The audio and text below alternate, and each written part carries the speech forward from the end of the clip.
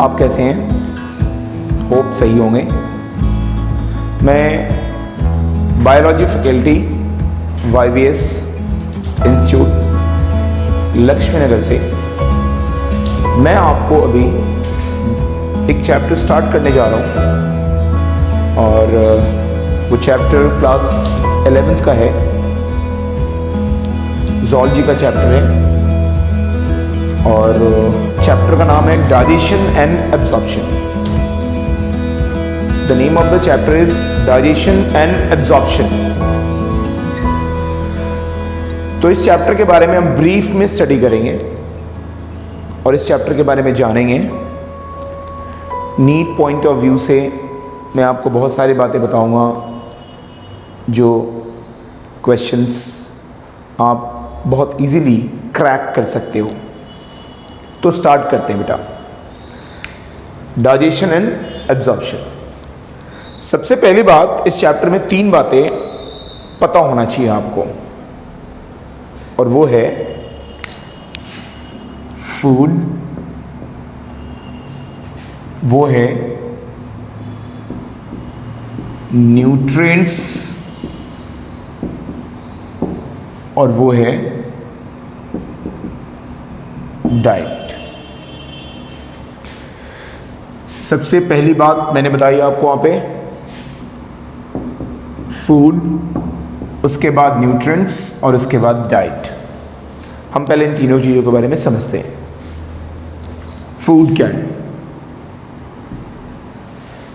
देखिए, अगर मैं कहूं आपसे कि आप इस डस्टर को खा लें या बहुत सारी चीज़ें ऐसी है जो बोलूं मैं आपको, मैं कहूं ये पेपर है, जैसे एक पेपर है, उस पेपर को खा लें। आप खा तो लेंगे, आप चबा लेंगे, खा लेंगे पेपर को, लेकिन क्या वो आपके बॉडी में एनर्जी प्रोवाइड करेगा? क्या वो आपके बॉडी के ग्रोथ में हेल्प करेगा? क्या वो आपके बॉडी को डिजीज से बचाएगा? नहीं। तो फूड क्या होता है? एनी सॉलिड और liquid substance which when consumed provides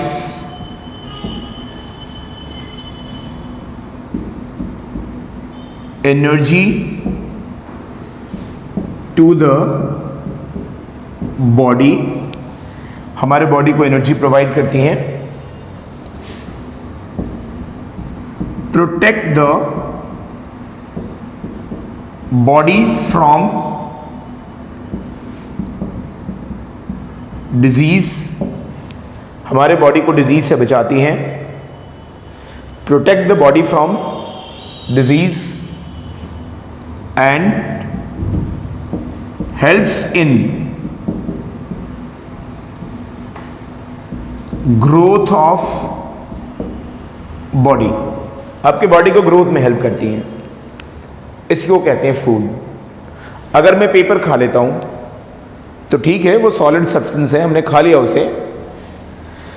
अगर मैंने ये डिस्टर खा भी लिया तो ठीक है, ये कंज्यूम करने के बाद मेरे बॉडी में एनर्जी प्रोवाइड नहीं करेगा, मेरे बॉडी को ग्रोथ में हेल्प नहीं करेगा और ये मेरे बॉडी को डिजीज से नहीं बचाएगा। तो what is food? Any solid और लिक्विड सब्सटेंस, कोई भी सॉलिड और लिक्विड सब्सटेंस जिसे आप कंज्यूम करते हैं, व्हिच व्हेन कंज्यूम प्रोवाइड्स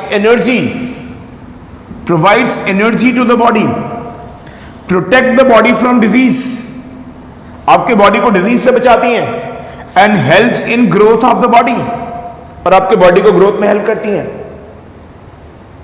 आपने देखा होगा कि अगर आप खाना नहीं खाते हो, आप फूड कंज्यूम प्रॉपर्ली नहीं करते हो, आपने बैलेंस डाइट नहीं लिया, ऑब्वियसली आपकी बॉडी का इम्यून सिस्टम कमजोर हो जाएगा, आपकी बॉडी में डिजीज होने की चांसेस बढ़ जाएगी। तो ये है डेफिनेशन फूड का। उसके बाद न्यूट्रिएंट्स, अगर मैं न्यूट्रिएंट्स की बात करूं तो न्यूट्रिएंट्स क्या होता है? The component of food, the component of food, food के कंपोनेंट्स को न्यूट्रिएंट्स कहते हैं। The component of food is known as nutrients. Food के कंपोनेंट्स को हम न्यूट्रिएंट्स कहते हैं। The component of food is known as nutrients. अब कंपोनेंट ऑफ फूड, जो हम खाना खाते हैं उसमें होता क्या क्या है? उसमें होता है कार्बोहाइड्रेट, उसमें होता है प्रोटीन, उसमें होता है फैट्स, उसमें होती हैं विटामिन्स, उसमें होता है वाटर, उसमें होती है मिनरल्स, उनमें होता है रफेज। इस रफेज को हम कहते हैं डाइटरी फाइबर्स। तो याद रखिएगा न्यूट्रिएंट्स के बारे में क्या बताया मैंने। The component of food is known as nutrients. हमारा जो खाना होता है वो जिस चीज का बना होता है उसको न्यूट्रिएंट्स कहते हैं। जो हम खाना खाते हैं उनमें कार्बोहाइड्रेट होता है, उनमें प्रोटीन होती हैं, उनमें फैट्स होता है, उनमें विटामिन्स होती हैं, उनमें वाटर होता है, उनमें मिनरल्स होती हैं, उनमें रफेज होता है, और जिस रफेज को हम डाइटरी फाइबर्स कहते हैं। तो ये है हमारा न्यूट्रिएंट्स। हमने पढ़ा फूड के बारे में, हमने पढ़ा न्यूट्रिएंट्स के बारे में, और जो अब हम पढ़ने जा रहे हैं वो है डाइट। मैं लिख दूं डाइट के बारे में यहां पे, और बहुत ध्यान सुनेगा डाइट क्या होता है। पता है डाइट क्या होता है? आप एक बार में जो भी खाना खाते हो, जो भी खाना कंज्यूम करते हो, वो आपका डाइट कहलाता है। ठीक है? The food which we consume at a time। आप खाना जो भी खाते हो एक बार में वो आपका डाइट कहलाता है। जैसे आप डॉक्टर के पास जाते हो तो डॉक्टर कहता है कि भैया आप बैलेंस्ड डाइट लिया करें। What do mean by balanced diet? Doctor के बैलेंस डाइट का मतलब होता है, या बैलेंस डाइट का मतलब होता है कि वो खाना जिसके अंदर सारे न्यूट्रिएंट्स रिक्वायर्ड प्रोपोर्शन में हो, आपके बॉडी के अकॉर्डिंग, आपके एज के अकॉर्डिंग, आपके एज के अकॉर्डिंग, आपके बॉडी के अकॉर्डिंग, आपके खाने में सारे न्यूट्रिएंट्स रिक्वायर्ड प्रोपोर्शन में होनी चाहिए। जितनी चाहिए आपके बॉडी को, उसे कहते हैं डाइट या बैलेंस डाइट। तो मैंने आपको यहां पे डाइट के बारे में बताया। The food which we consume at a time, जो भी हम एक बार में खाते हैं, the food which we consume at a time, जो भी खाना हमने एक बार में खाया वो क्या कहलाए बताऊं? जब डाइट कहलाता है। तो मैंने 3 बातें बताई आपको जो इस चैप्टर का स्टार्टिंग है। सबसे पहले फूड के बारे में, उसके बाद न्यूट्रिएंट्स के बारे में, उसके बाद डाइट्स के बारे में। The food which we consume at a time is known as diet, और इस डाइट में वो सारे न्यूट्रिएंट्स इक्वल प्रोपोर्शन में होनी चाहिए, रिक्वायर्ड प्रोपोर्शन में होनी चाहिए। इक्वल प्रोपोर्शन तो नहीं कह सकता मैं, रिक्वायर्ड प्रोपोर्शन में होनी चाहिए। जो हमारे बॉडी को रिक्वायरमेंट है, जो हमारे बॉडी को चाहिए, इसे कहते हैं हम डाइट। तो याद रखिएगा, हमने आपको बताया फूड के बारे में, हमने आपको बताया न्यूट्रिएंट्स के बारे में, हमने आपको बताया डाइट के बारे में। अब मैं इस चैप्टर को आगे लेके चल रहा हूं और देखिएगा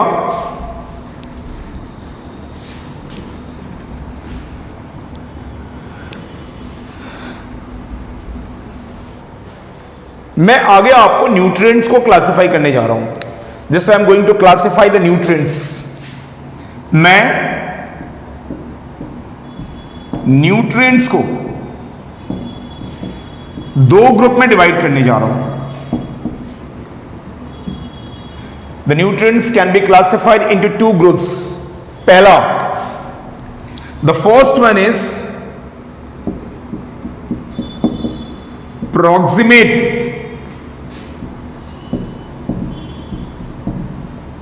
principle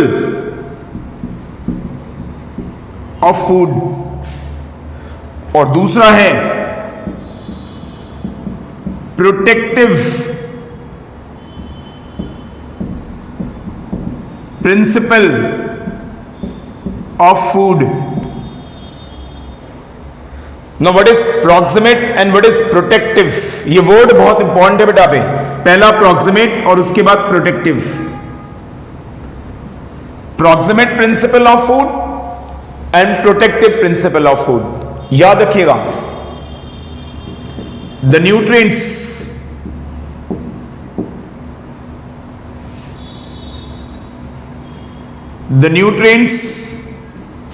which provides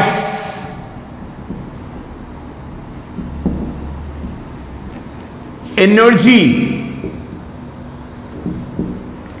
to the body, the nutrients which provides energy to the body and is essential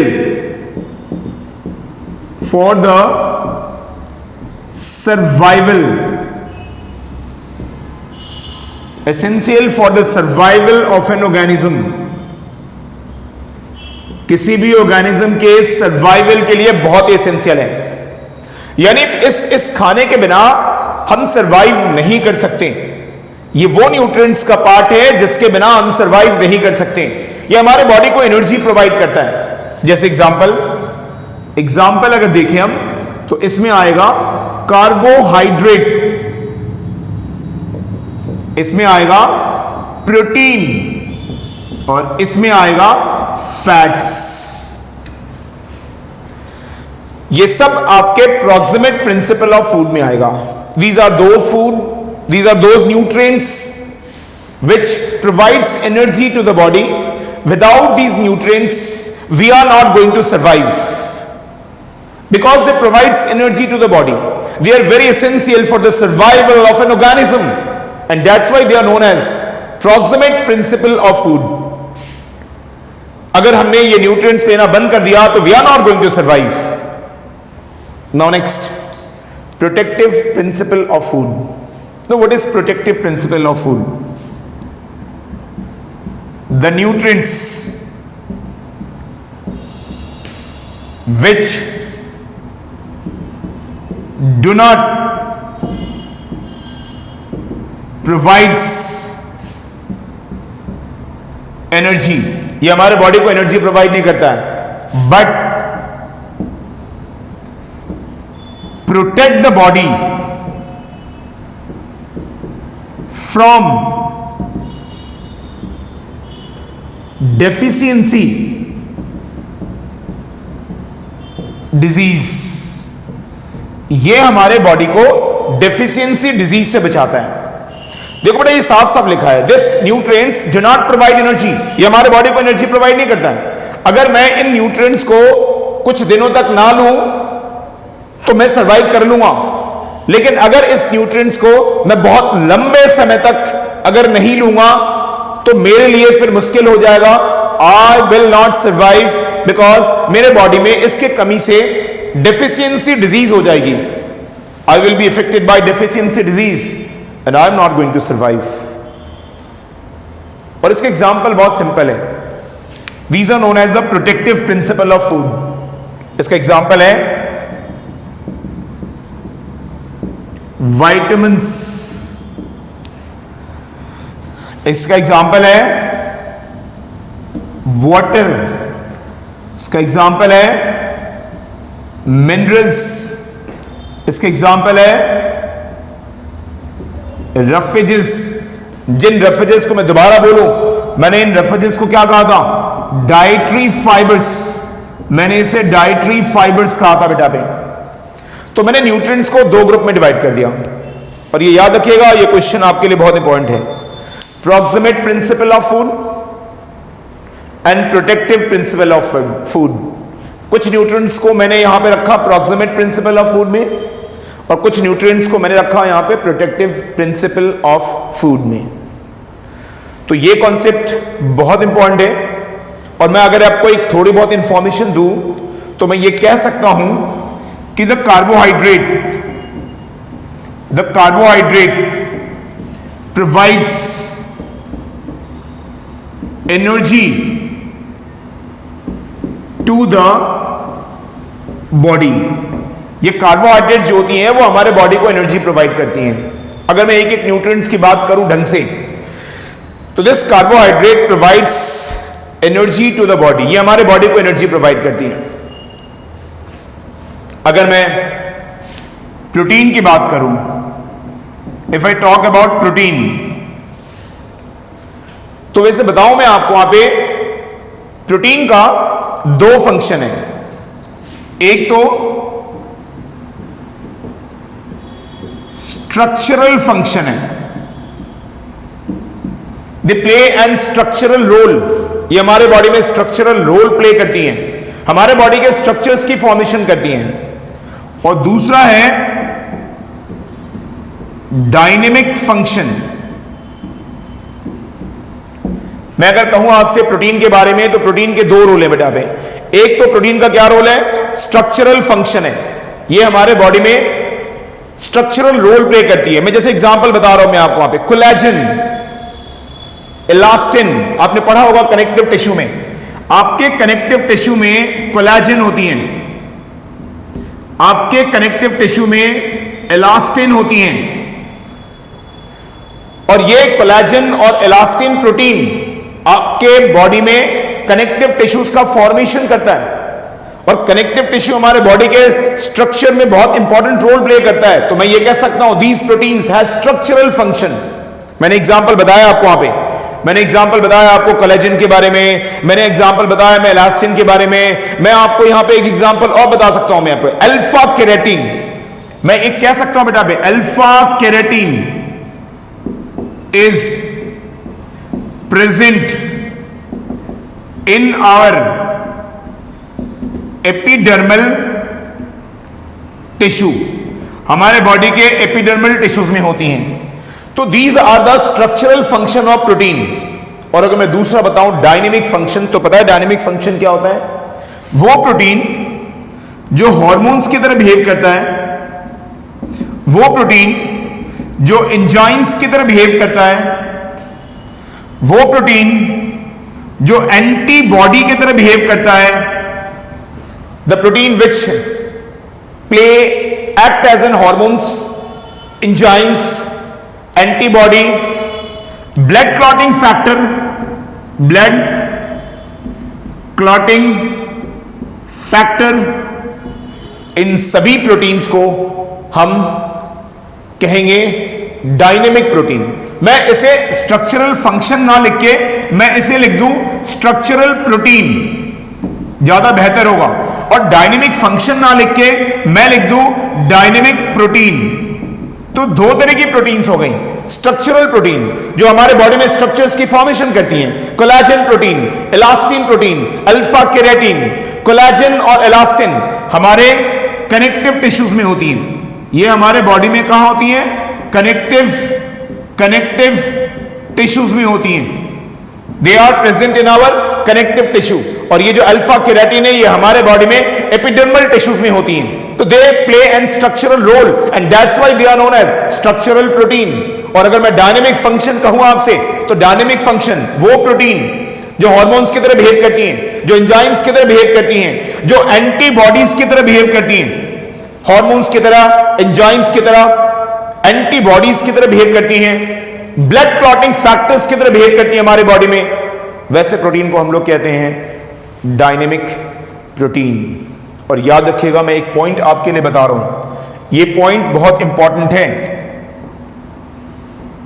the dynamic proteins are the working horses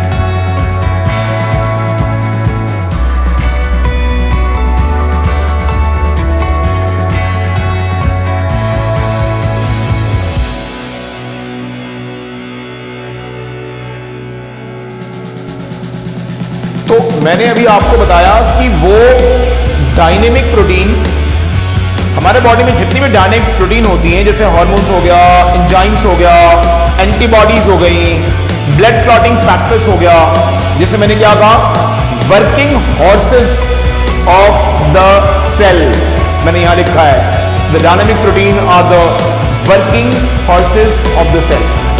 next, मैं अगर आपसे प्रोटीन का एक फंक्शन पूछूं तो आप क्या बताएंगे? अब आपने पढ़ा प्रोटीन दो तरह की होती है, स्ट्रक्चरल प्रोटीन, डायनेमिक प्रोटीन, लेकिन याद रखिएगा प्रोटीन का क्या रोल है। Protein are the building block of the body. जैसे मैंने कार्बोहाइड्रेट का बताया, they provides energy to the body, मैं वैसे ही बता रहा हूं आपको प्रोटीन के बारे में, they are known as the building block of the body. ये हमारे बॉडी का बिल्डिंग ब्लॉक है। क्यों बिल्डिंग ब्लॉक है? अगर इसका कोई क्वेश्चन आंसर पूछे आपसे कि why they are known as the building block of the body, तो इसका सिंपल आंसर है, this protein, the protein in the body, they are building block of the body because they helps in growth and repairing of connective tissue, muscles and skin of body। ये हमारे body के growth में help करता है, ये हमारे body के repairing में हेल्प करता है, और खास करके हमारे कनेक्टिव टिश्यू का, हमारे मसल्स का और हमारे बॉडी के स्किन का। That's why they are known as the building block of the body. अब एक बात सुनिएगा मेरी बात को बहुत ध्यान से, मैंने कार्बोहाइड्रेट के बारे में आपको बता दिया, मैंने प्रोटीन के बारे में बता दिया, अब मैं आपको फैट्स के बारे में और रफेज वगैरह के बारे में बताने जा रहा हूं आगे further.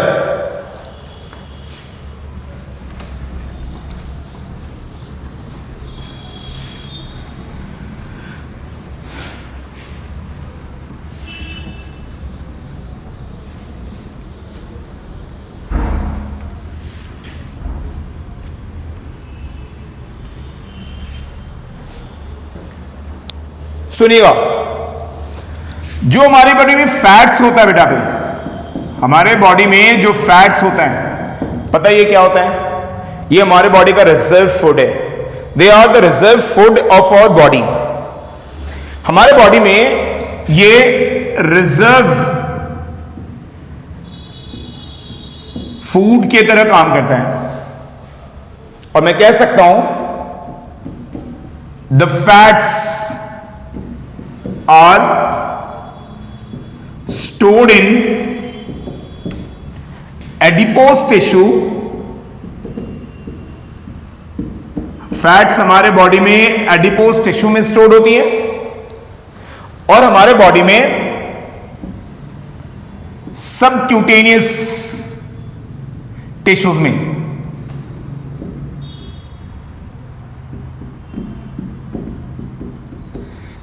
The fats are stored in, देखो फैट्स रिजर्व फूड है हमारे बॉडी में। मैं बताऊंगा, ये डिस्कस करूंगा अभी आपको कि अगर न्यूट्रिएंट्स कम हो गई, खत्म हो गई, तो हमारे बॉडी में फैट्स हमारे बॉडी को एनर्जी प्रोवाइड करता है। तो the fats are the reserve food of our body and they are stored in adipose tissue and subcutaneous tissue. Adipose tissue आपको पता ही है, it's a type of connective tissue, आप पढ़ोगे। उसके बाद सबक्यूटेनियस टिश्यूज, यानी जो हमारे स्किन के नीचे होता है।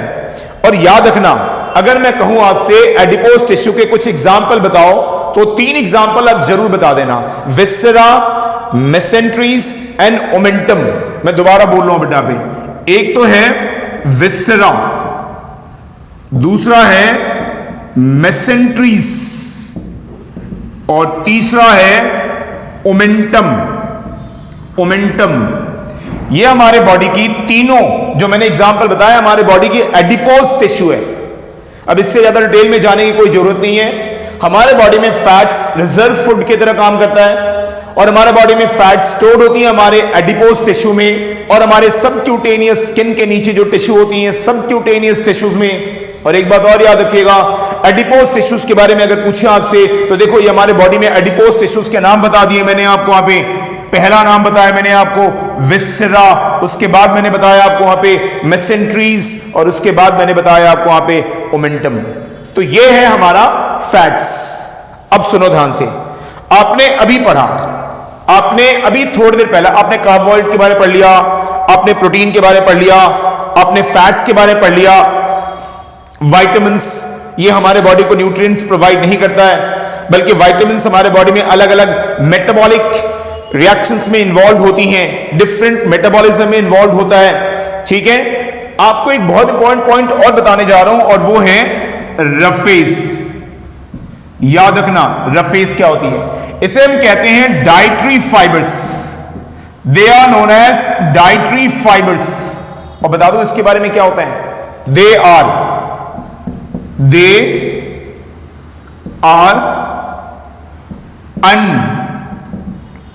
अनडाइजेस्टिबल प्लांट मटेरियल। ये प्लांट का वो मटेरियल होता है जिसे हम डाइजेस्ट नहीं कर सकते। They are undigestible plant material. जैसे एग्जांपल, अगर मैं पूछूं आपसे रफेज का एग्जांपल, तो क्या बताएंगे? एग्जांपल रफेज का, अगर मैं आपको एग्जांपल पूछूं रफेज का एग्जांपल बताएं, तो क्या होगा? Cellulose, hemicellulose, lignin, pectin, pentosans. मैं लिख दूं यहां पे cellulose, hemi cellulose, lignin, pectin, pentosans. They are all different types of dietary fibers, and they are undigestible plant material. They can't be digested. अब एक क्वेश्चन आता है यहां पे कि if they are not digested in our alimentary canal, so why we consume this dietary fibers, roughage? फिर हम इसे कंज्यूम क्यों करते हैं? और ये बहुत इंपॉर्टेंट पॉइंट है। अगर मैं इस डाइटरी फाइबर्स की बात करूं, मैं फंक्शन की बात करूं, अगर मैं इसके फंक्शंस की बात करूं, डाइटरी फाइबर्स के फंक्शन की बात करूं, तो इसके बहुत सारे फंक्शंस हैं, लेकिन मैं एक एक करके क्लियर कर दूं आपको कि डाइटरी फाइबर्स का फंक्शन क्या है। एक चीज और याद रखना डाइटरी फाइबर्स के बारे में, कि इसका जो कैलोरीफिक वैल्यू होता है वो 0 होता है, यानी ये हमारे बॉडी में एनर्जी प्रोवाइड नहीं करता। एक क्वेश्चन आ सकता है बेटा पे, रफेज की जो कैलोरीफिक वैल्यू होती है, कैलोरीफिक वैल्यूज होती हैं वो 0 होती हैं, क्योंकि ये हमारे बॉडी को एनर्जी प्रोवाइड नहीं करता, because they are undigestible plant material. तो याद रखना इस पे क्वेश्चन आ सकता है, और मैं आगे क्वेश्चन कराऊंगा इसके ऊपर जब मैं आपको फिजियोलॉजिकल वैल्यू और कैलोरीफिक वैल्यू बताऊंगा। इनके नाम जरूर याद रखना, सेलुलोज है, हेमीसेलुलोज है, लिग्निन है, पेक्टिन है, पेंटोसेंस है। ये सब एग्जाम्पल किसके हैं? डाइटरी फाइबर्स के हैं, और ये सब अनडाइजेस्टेबल प्लांट मटेरियल है। अब मैं अगर इसका फंक्शन पूछूं, तो फंक्शन, पहला फंक्शन याद रखिएगा इसको, देखो पहला फंक्शन ये है कि हमारे बॉडी में कोलेस्ट्रॉल के लेवल को कम करता है। It's a cholesterol lowering agent. And why it lower, how it lowers the cholesterol? हमारे बॉडी में बाइल एसिड होती है बेटा, पे हमारे बॉडी में बाइल एसिड होती है, बाइल एसिड, और ये बाइल एसिड कोलेस्ट्रॉल के, मैं कह सकता हूं bile acid helps in absorption of cholesterol. ये कोलेस्ट्रॉल के एब्जॉर्प्शन में हेल्प करता है बाइल एसिड। यही बाइल एसिड बाइल सॉल्ट्स में कन्वर्ट होता है, पढ़ेंगे आप डाइजेशन में आगे बाइल सॉल्ट्स के बारे में। तो this bile acid gets converted into bile salts. ये बाइल एसिड कोलेस्ट्रॉल के एब्जॉर्प्शन में हेल्प करता है। पता है क्या होता है? जो फाइबर्स होती हैं, जो डाइटरी फाइबर्स होती हैं, बाइल एसिड से बाइंड कर जाती हैं और बाइल एसिड्स को ब्लॉक कर देती हैं, जिससे कोलेस्ट्रॉल का एब्जॉर्प्शन नहीं हो पाता है। तो मैं कह सकता हूं कि the bile acid, the dietary fibres, the dietary fibres blocks the bile acid and prevents the absorption of cholesterol, ये कोलेस्ट्रॉल के एब्जॉर्प्शन को प्रिवेंट कर देता है। तो पहला function, it's a cholesterol lowering agent, ये हमारे बॉडी में कोलेस्ट्रॉल को कम करता है। कैसे करता है ये मैंने समझा दिया। दूसरा फंक्शन मैं कह सकता हूं कि इट प्रिवेंट्स कोलोन कैंसर। हमारे इंडिया में 1% चांस होता है कोलोन कैंसर का। अगर आप अमेरिका की बात करें, whenever you talk about America, USA, उनकी बात करें तो वहां उनके पॉपुलेशन में, पूरे कंट्री में, यूएसए में अगर देखा जाए तो 25% चांस होती है कोलोन कैंसर की।